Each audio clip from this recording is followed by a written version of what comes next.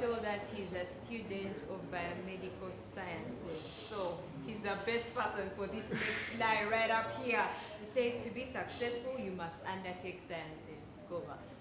Is it true? Is it really true? Guys. Where is Serena Williams? She's not around here. I wish I could have Serena Williams, or if I could have Maria Carey, or if I could have. Okay, I'm going to try to mention some people have really been very successful. Success can be measured in terms of amount of wealth accumulated or the influence created by people. Barack Obama, I don't think he did science, did he? I know he was a law student and a basketballer and someone with great vibe in his life. Yeah. Other people have created great influence in this world. Nelson Mandela, I don't think he was a scientist, he was a leader. Leaders are mostly arts in a way. Yeah. But science is one way of creating change. Science is one way of becoming successful. It's not the only way. There are very many ways one can be successful. So that is yet a very big layer of society. I'm a scientist, but I'm not saying that it's the only way of being successful. You can be successful in very many different ways. Deborah, you can tell us, are you a scientist, for example? Oh no, I'm not. I failed chemistry. Oh, I did fail chemistry. But now I have hope. And you all of you have hope. Those who are doing arts, it's okay. You can be successful. Science is not the only way. PCB is not the only way, guys. It's not the Snake only can way. do it also. Alright, so the next lie is mistakes are failures.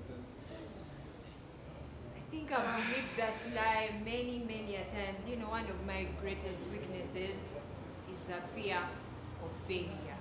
Because I fear making mistakes because, oh my God, if I make this mistake, I'm going to be a failure, a total failure. So what do you have to say to people like me? Is it true? Should we really believe these things?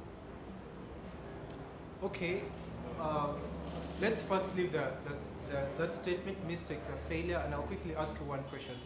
What's one of the easiest ways to succeed? How do you achieve something?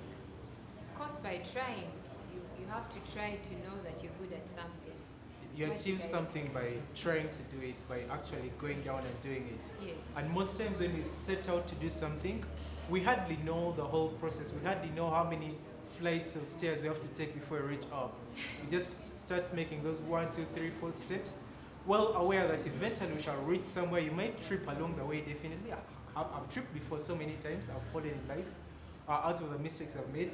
But taking, for example, a case where you're taking steps upstairs and you fall on maybe the third step. The next time you're coming back to take the same steps, you know that, on the third step it was slippery, so I need to be careful when I reach the third step. Yes. So that's life basically. Each time you make a mistake in life, you're well aware, you get more knowledge on what that path is going to involve. You're going to sit back and say, okay, the stairs didn't work out so well for me this time around. Let me take the lift. There's actually a lift to get up there. So from a mistake, you discover other ways. From a mistake, you learn to not make another mistake. And from so many mistakes, either by yourself or by other people. Now, don't make all the mistakes yourself. That's why it's important to read. If you make too many mistakes on your own, you might never get where you want to be. Now, the lift that I talked about could be a book, could be a story from someone, could be someone's experience. So when you take that lift, through someone's mistakes, you're going to reach where you want to get faster. You don't have to take the stairs on your own. So mistakes are not failure, was it? Thank you for encouraging Mistakes are me. not failure. Mistakes are a way to get to success. Colonel Sanders, the KFC guy, Yes. that guy failed many times. He tried business, he tried the military, he tried so many businesses, and at 77 he started KFC. And yo, haven't you eaten KFC? Maybe last week or 2 months ago or a year ago. If you haven't, hit me up. I'll get you KFC. Yes. Yeah. The next lie is criticism of other people matters. What do you think about that, Goma? What do you think about criticism in general? Criticism of other people. Does it really matter? For one, I don't know. Some criticism is good and you can take it positively and work on your life. But I think it also depends on the way the person takes it. It can either break or build them. So what do you think Yes. about that? I think in this point we're trying to understand and see whether we should be totally weighed down by what people say, whether we should put that as the keystone, that final stone, the writing that can never be erased by someone's criticism. It's important to listen to what people say because very many times you get to learn from people's criticism. There are positive critics, then there are negative critics. It would be very wrong of you to rubbish all the criticism that you get in life. It's going to be very important to take them on, but never at any one point be torn down or are put to a standstill by what someone says. If I say that, you know what, Deborah, I don't think you can ever speak. You need to stop this business of speaking and try something else. Try modeling, try art, try basketball. How did that feel? It hurts, I must say. But then I go ahead and say, your speech could improve if we try to speak a little slower or speak a little faster or use certain words or use less words. If I say that after criticizing you, I believe you'll have to take that in and reevaluate. Look at what I said and look at what you are and see if it actually makes sense. Yes, no, If you see that they actually make sense, you take on what they have told you because they might build you. They could actually build you. They could make you better. They could push you to the next level and see how you can take on from that. But never let what someone says pull you down totally. It's not. Criticism should never break you down. True. You know, if next time someone criticizes you, let's say says that you can't make it, ask them why do you say I can't make it? What do I need to improve? Let that criticism be used to build you and not to break you. Thank you. Oh, and before we move on, and then there are times whereby someone will criticize you and not give you the full package. They just say, man, give up. You can't do this, give up. Now, at that point, you have to ask yourself, should I take this in? How should I take it in? What should I do next? Man, they've told you to give up. And if you try to move on without sitting back and thinking about it, you might blunder. So if they say give up, sit down and say, okay, should I give up? What am I giving up on? Do I really love this? Should I take the advice? Should I try another option? What have I done wrong? They might not give you all the answers, but if they criticize you, it might be that time for you to actually sit back and think of what else you can do. Yes. Yeah. I think that's something for us to reflect upon. Don't just rubbish all criticism. Listen and sit back and ask yourself, what can I do about this to make myself better? So Goba, have you heard of introverts and extroverts? Where do you lie? Are you an introvert or extrovert? Guys, I'm an extrovert.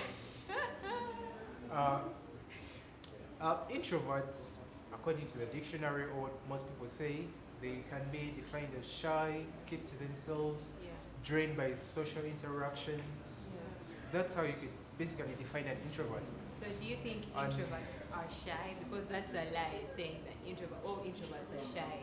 If you're out there and you're an introvert, you're shy. Is it true? Is it true for me to tell them that you're shy? Are you an introvert? Oh no, I'm not. You're not an introvert. I'm an extrovert. You're an extrovert. I'm trying to get a quick example. That might take some time. But introverts, when we define things, we base on what people think or what people say or what people show. Yes. To say that an introvert is a shy person, okay, that's what the dictionary says. I've met introverts who are not shy. Maybe they say they're shy because they never really express themselves. What do you use to determine that someone is shy? I think it's based on the ability to express themselves or to speak up. To speak up for themselves, what they believe in. You know, they are always just passive and waiting to take on what the other person has to say. Yeah. Now, this is what I know about introverts. They have areas where they specialize and they have areas where they know so much. And introverts love to learn. Introverts are very sharp people. When they're not talking to you, they are reading. If they're not reading, they're listening. If they're not listening, they're understanding. They mostly do those three things: reading, listening, and understanding. So we might be talking about football, and this guy is an introvert. He doesn't enjoy football. He will keep quiet the whole time. Yes. Let's talk about rocket science. Let's talk about emotions. Let's get into something that he's into. The shyness in him is going to dive out and go, okay, this is the introvert I thought I once knew. So to say that all introverts are shy or to say being an introvert means being shy is no. It just depends on the circumstance, depends on where you find them. If you find an introvert who likes church, who likes playing instruments, they're going to get on stage and dance for you. After dancing, they'll sit back down like they never danced at all. On stage, they were not shy. But now to tell them to again speak to someone else, that's not their field of speciality. You just need to find them where they are, their speciality. Basically, that's what I can say about introverts and being shy. That's nice. Thank you very much for your time, Goba. It was a pleasure to have you. Thank you for enlightening us about these different things. I hope you've picked a thing or two. Thank you also for being here with us at the Secret Initiative. Till next time. Thank you very much. I hope you have a wonderful day. If you're an introvert out there, I think you're not shy. I think you just need to find your spotlights and your speciality and shine in there. Have a wonderful evening.